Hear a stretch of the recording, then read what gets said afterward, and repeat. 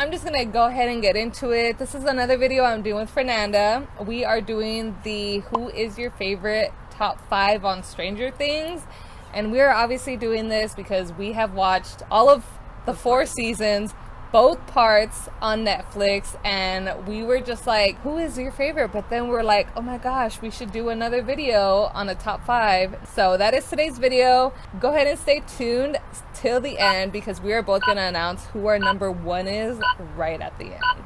If you haven't seen Stranger Things season 4 part 1 and 2, we're going to be mentioning spoilers, so just click off of this video. You know how long the show has been on? Like how long it's been going for? I think since 2017. Like it started in 2016, 2017, and it's crazy to me that it's still going on. Well, I mean, COVID did take part. True. COVID affected everything. But looking at the interviews, because I'm that person that if I am into shows and stuff like that, I like to see the actor's perspective of what their character was, how they embodied it and everything. Oh, yeah. I'm that person that I like to just look at that. And looking back at when they started, they were only like 11 or 12 years old. And a lot of them already like 18. 17, it's 18. Insane. Yeah. It's crazy. It's crazy how old they are. But since you went off into the characters, I'm going to piggyback off. And now we're going to talk about our favorite characters starting at number 5. So you could go ahead and go first. So my number 5 of favorite characters is Joyce. Joyce! Yeah. She was on one of mine. She's my favorite one, and I already have it listed as to why, and I can explain why. Yes. Honestly, I wasn't even gonna start Stranger Things when it first came out with like the first season. The reason why I started watching it is because I am a huge fan of Winona Ryder. True. Huge fan. So when I saw that she was on it, I was like, okay, I'm gonna give the show a try. And throughout all of the seasons, I kind of came to a realization that Joyce is pretty much just starts the whole show, because even in season 1 when they try to convince her, because there's a scene in season 1 where they find a dead body thinking that it's going to be Will, they even trick Jonathan, whatever his name is, that it's Will, and she was like, no, it's not. Yeah, she's the one that went along with the story, this whole alien story, everything. So each season something happens that she starts it, and she tries to go and let them know like, hey, something else is going on. I think for all of us oldies out there, the reasons why we wanted to see it was because of Winona Ryder. We were like, oh my god, we haven't seen anything new from Winona Ryder in such a long time. And I mean, you know, we all thought of Edward Scissorhands and Beetlejuice. It's my comfort movie. Yeah. So that's one of the reasons why I watched it. But she was on my list, but I took her off. She's like my 6th one. So your number 5. Then. My number 5 is Murray. I was like, Murray, I was like, he has to be on there because yes, he didn't technically come to like season 2. Yeah. But he is so funny and he's so honest. He's a joy to watch. And he's helpful. And he's very helpful. Like, if it wasn't for him speaking Russian, they wouldn't have gotten as far as they did. That's true. Yeah. So, I love him in Stranger Things 3. So, Murray is my number 5. Moving on to number 4. Okay, so my number 4 is Hopper. Hopper. Yes. Totally forgot about him. So... Yeah, I did. So the reason why I picked Hopper is because even though that he's a tough guy, deep down he's a huge softie. Yes. Like he did everything he could to protect the kids. He would always want to keep the kids safe and just keep them like locked up in the house or whatever. He will deal with it. Yeah. And also I like the history that he has with Joyce. He has a real soft heart for Joyce because they technically grew up together, at least in the story. It sounds like they grew up together. Like they went to high school together and everything. He stepped up to adopt 11, and I really love that. He's like a father-daughter thing. Yeah. I love that he stepped up and took care of 11.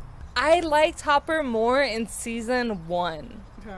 I don't know. I think it was just like more of a kind of like a forensic file thing going on where I was like, okay, Hopper's cool. I like Hopper. He's, you know, like the good cop and everything. Mm-hmm. And then he did go more into the father figure, which I really liked too. I think I blubbered just as much with Max and Lucas as I did when 11 was reading the letter. Oh, yeah. I was 100%. Like, ooh. Oh my god. And then I loved at the end where she like closes her door and she's like 3 inches. That she still left it at 3 inches. Yeah. When she saw him, she's like, I knew you were gonna come back. I left it open. I thought it was. That's when I started. Chills. Yeah, that's when I started crying. My number 4 was Robin. Okay. Okay. Yes. Yeah. So I ended up choosing Robin because, first off, she's very smart. If it wasn't for Robin, I mean, Nancy brought out a first layer of Steve.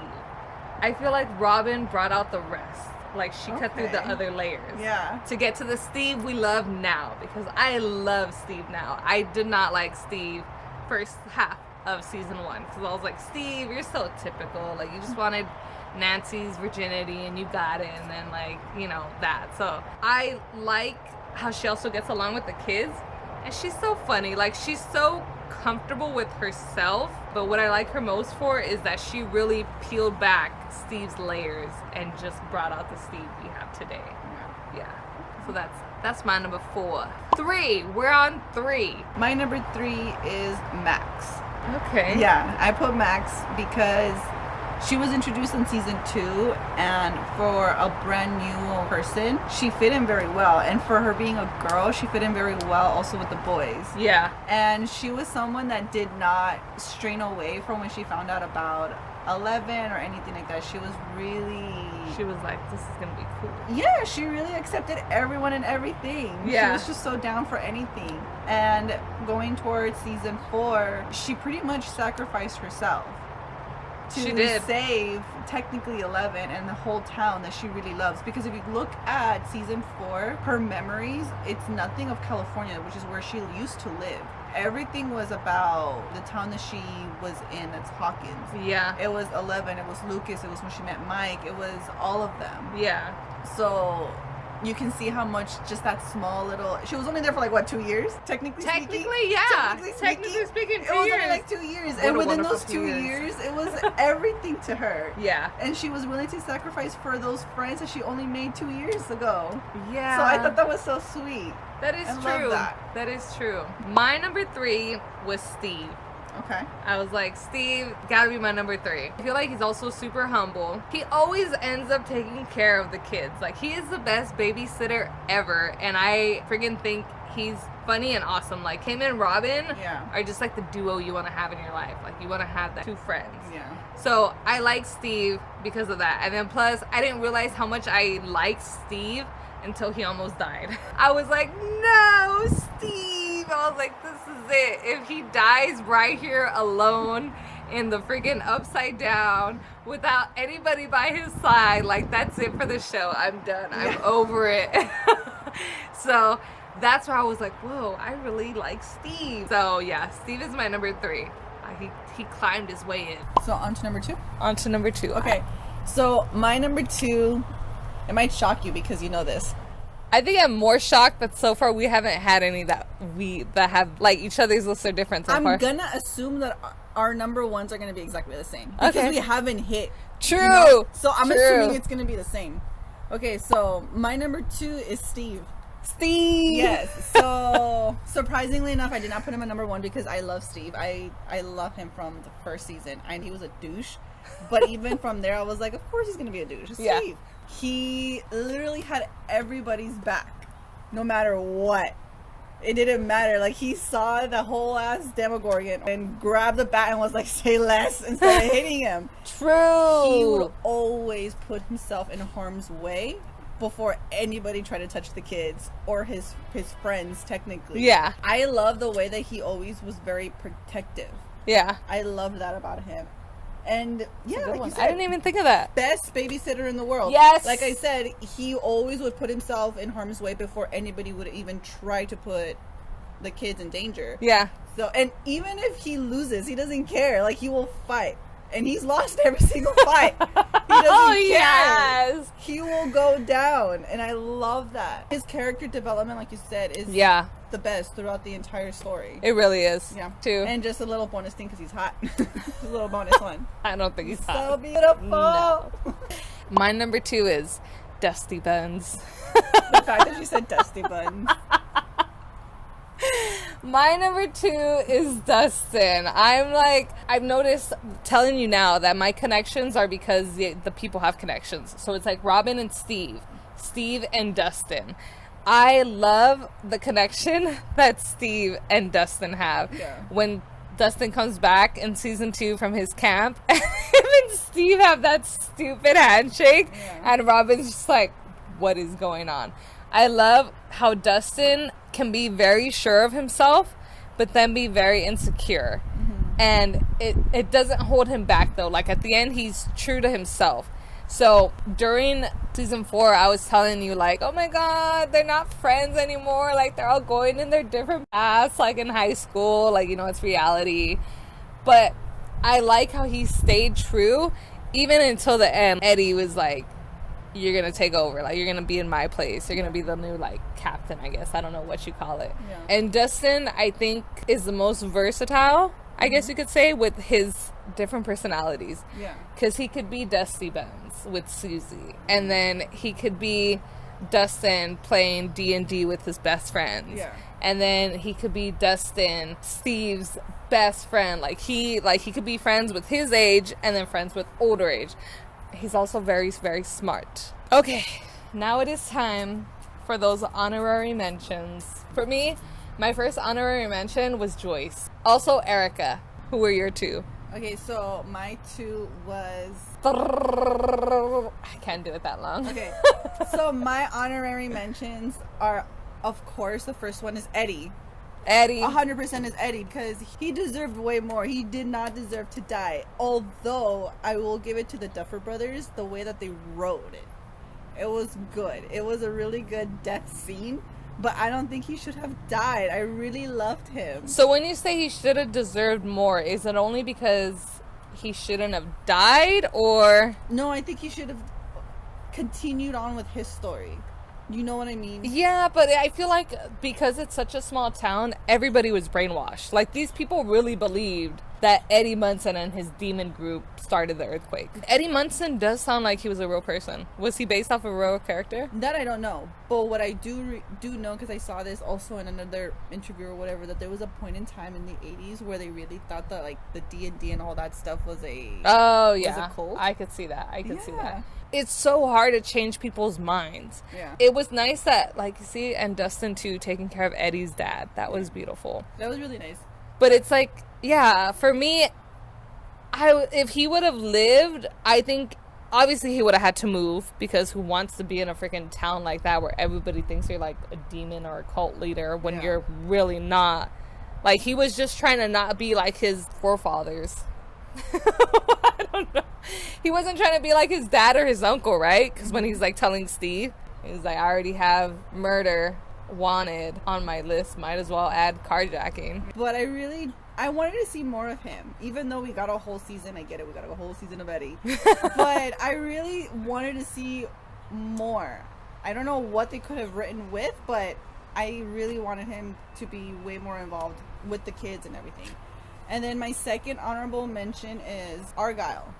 He deserved way more recognition because he was also a walking, talking, perfect example definition of no questions asked. When your best friend Yes. calls you up, I need you here in 30 minutes, he will show up. He Yes. will panic, but he will show up. He buried a dead body with no problem. Yeah. Later on, he was freaking out. And then he had the thought of, like, building a little stone out of the pizza box. Oh, yeah. Like, Agent Dude, because...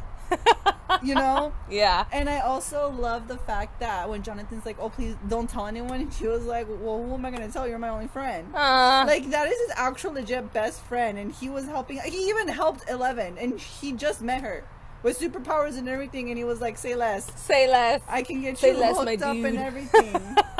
He deserved more recognition. Not many people are out there appreciating him as much as he should be appreciated. And when Jonathan was having issues with Nancy, he was there to help him out. And he honestly at one point kind of has common sense. And in Yeah. sense of, like, you do realize that you're lying. Yeah. Regardless of him being a stoner or not, he still thought, like, you're in the wrong, you're lying. Why don't you go and, like, be with Nancy? Yeah. Tell her the truth. He still had that common sense. And it takes a true friend and a true adult to be like, just work it out, instead of saying, like, screw it, bro, just walk away and just smoke some weed with me. Yeah, Like, I think Argyle deserved way more recognition than he than what he got. You got 2 awesome honorable mentions. Thank you. Yeah, totally agree with those. Yeah. All right.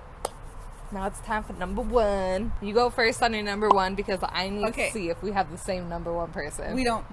So my number 1 is Dustin, and that's because of his heart. Yeah. The character that they wrote, he's just the sweetest kid on this earth. My favorite scene is that they were all going home and whatnot, and he's going around asking people if they want the last slice of pizza. And then he even goes to Mike's older sister, was like, hey, like, you want the last slice of pizza? Like, she wasn't hanging out with them or anything. Like, he was literally going around asking, like, who wants to, and that had my heart, and I was like, 100%, he's like, that's it. Because he does have the biggest heart. He does. There's a scene in season 4 where Will is telling Mike, like, oh, you're the heart of the group, of the team and everything, and I disagree with that. Totally. I honestly think that Henderson is the heart, because he is the smartest kid. Because whatever was thrown at him, he figured it out, he understood it, and he's trying to explain it to everybody. Yeah. And he's trying to, at one point, dumb it down for everybody.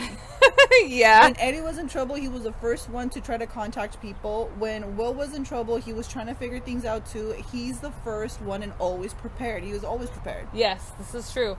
This is very true. Yeah. And then also, are you finished? Yeah. Okay. To piggyback on that, I also agree that he was the heart of the group. Yeah. Because when Will and Lucas were fighting, Dustin was like, bro, you did the first hit, like, you got to. That reminded me too. Sorry. Another reason why I liked him is that in season 2, when Max was new, they both, Lucas and Dustin, welcomed her in with no problem. Yeah. Was like, you should join our group, while Mike was throwing a little tantrum saying, like, we already have enough people. Yeah. Those two was like, oh, this person is so cool. It's a girl that plays video games and skateboards. She has to join our group. Yeah. And even if they had a little crush on her, still was like, she should join our group. So they were welcoming and accepting her. And then when Lucas was having a crush on Max, and Dustin saw that Max liked Lucas more than Dustin, he backed off. Yeah. He was like, I can see that you guys have something, and it's not me. Yeah. His friendship is like priority, and I love that. For me, how you said your favorite scene of Dustin, where you were just like, say less, that's my number 1. Sweetest, yeah. For me, the first time I knew that Dustin was like my number 1 was when he showed up to the ball. First off, he took all of Steve's advice. Yeah. But what got me was when he was sitting alone and he was just like so sad. And he tried, like, he wasn't like nervous. Like, this is where I was like, he's confident, but sometimes he's like kind of, down on himself. Yeah. But he was confident. Went in, was like, my lady, or whatever he said to her. She was just like, and she left and everything. I was like, he tried. Yeah. And the fact that he just got shot down so bad, but still, I was just like, that where he was sitting right there by himself, and then when Nancy came and says, like, come on, let's dance off, he got so happy. I was just like, Dustin's my favorite. Well, not my favorite, because I still haven't named my number 1, but it was really hard. Like, Lucas, oh shit. Okay, my number 1 is Lucas. I would tell you why. But it was really hard between Dustin and Lucas. The only reason why I chose Lucas was because of this final season 4 that we've seen. And the reason being is because I think he was one of the most relatable ones. Like, he tried being somebody that he thought he wanted to be, and then he figured it out. I don't want to be anything like this guy. How much he loved Max, like, at the end. Like, for me, how my favorite part was about Dustin, my favorite part was Lucas, where he's like crying with Max, and I was like, no. So that's what did it for me, for Lucas, because of how much he loved Max. But then I started thinking, like, Lucas, he may get in fights with his friends, but he is very defensive over his friends. Like, he will stick to his guns, protect his friends. So, like, when he first met Elle, he didn't like her. He was kind of on edge around her, where everybody else accepted her. Yeah, nothing wrong with that. But, I mean, sometimes you gotta think like Lucas and just be like, can't she be dangerous? Can't she hurt my friends? That's true. So that's what I did like about him. And then he lost his way, but then he came back. And then there was a point too where I was like, damn, Lucas, like, you're gonna turn in your friends? And then no, he totally like did a whiplash and he didn't. So he was very smart in season 4. He was very smart in season 4. He played along at one point. Yeah, he played along at one point. Because the further you keep them away from their friends, the more they can get whatever they need to do get done. Yeah. And then plus, I love how he knew Max's favorite song. Like, he knew how to get her out of Vecna's freaking curse. There you go, out of Vecna's curse. This kid's a freshman in high school. How many kids could you say a freshman in high school will know your favorite song? None. And the fact that he knew, and then that he told, like, Max, like, I'm right here. Oh my gosh. I'm just like, Lucas, like, you are right there, number one. You're so sweet. Max deserves every bit of you. See, that's why I'm just like, I'm rooting for Max and Lucas and then Steve and a good woman for him. Because I don't think it's Nancy. I really want him and Nancy to be together. I really do. Which, by the way, I honestly do like Nancy. I understand she wasn't like anywhere on my list, but I really... Neither of ours. Yeah, I really do like Nancy because out of anybody there, she's the only one that's always with a gun. True. She's the only one that thinks it through. Like, we need protection, so she finds guns. I feel like I have to accept Nancy because there's nobody else that they could really bring into the story that we're gonna fall in love with that's good enough for Steve. So I'm just like, I guess I have to accept Nancy. So unfortunately, the camera ran out of battery and I have no idea where I left off talking. But that was our list of favorite characters from number 5 to number 1 on Stranger Things. Do you think it'll change after season 5? No? At least mine. I know for a fact that my number 1 is not going to change. Because I'm talking about, like, he's been my number 1 season 1, 2, 3, and 4. I don't know. I think depending on season 5, I think Dustin will take number 1 instead of Lucas. Yeah, most likely. I like, we didn't mention Nancy, but we didn't mention Will. Maybe you're getting to that topic. That'll be another topic if you guys comment down below and be like, talk about Will. Then we will talk about Will. But as of right now... or even Mike. Or 11. Oh, don't even get me started. How you feel about Will is how I feel about 11. I'm just like, oh, no. No. But same thing... What do you mean? You don't know how I feel about 11. But no, how I feel about 11. Yeah. Because how I said, what about Will? You're like, I'm not even going to get into that. For me, that's how I am about 11. I'm like, I'm not even going to get into my that. thing, oh my god. I for sure don't want to get into it. No, we can't. Mike. We have no more time. Mike, oh my god, he's like the top of we don't even want to talk about. Like, Mike, get out of here. So, that is it for our video today. My memory card got full, and we are hungry. So we're going to go eat. Have a great time and be merry and watch a movie. You know, I felt like watching El Dorado. I saw that yesterday. I know! I saw that!